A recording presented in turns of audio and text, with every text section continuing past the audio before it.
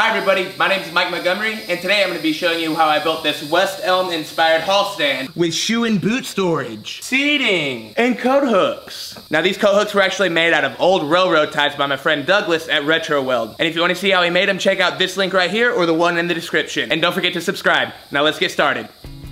So to start, I had to get a lot of galvanized pipe for the base, and I got that cut and threaded at Lowe's. And don't worry, I've got a cut list as well as plans in the written article. Check the link in the description. So I started by simply cleaning off all of the pipes. Now I just used a wax and grease remover for most of it, but any of the stickers, I used a product called Goo Gone, and that got all of that off. Then I got all my fittings and started putting everything together. And make sure if you're gonna build this, check out the plans in my written article, it's gonna help a lot. Now to attach the bottom half to the legs, I'm using a flange as a coupler. This is what's going to hold the seat base on as well as the two parts together. I wasn't sure if there was going to be enough threads to hold everything tight and secure, but there was, and it worked fine. Next, I needed to make the legs for the front. And Lowe's actually has a section of fittings to be used for furniture. They have this Allen key instead of the thread. I marked everything in my written article, but make sure you buy the right thing. And after assembling the two front legs, I attached it to the rest of the base. Pretty simple. And with that, all of the metal pipe was done. Now this thing was a little wobbly before I put all the wood on, but the wood is going to hold it all steady. So I started by cutting 2x10s for my shelf as well as my seat. I used 2 2x10s and 1 2x4. And I ran them through the thickness planer to get the rounded corners off as well as to make sure they were flat. The 2x4 is just used to make the seat a little bit wider because the 2 2x10s aren't quite wide enough. Now you can just glue this panel up, but I decided to use dowels to make everything a little bit stronger as well as to help things line up a little easier. I'll leave the link to the jig that I'm using. And one tip I've learned from gluing up panels like this is to make sure you clamp from the top as well as the bottom. That'll really help it from curling up on you like a potato chip.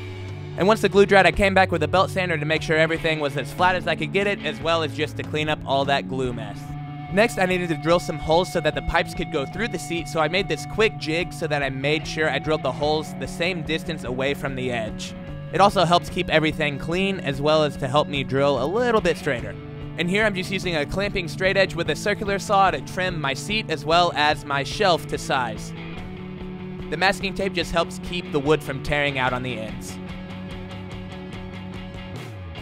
This package is from my buddy Douglas from Retro Weld, and it's got the coat hooks in it. And I have to say, these things look so awesome.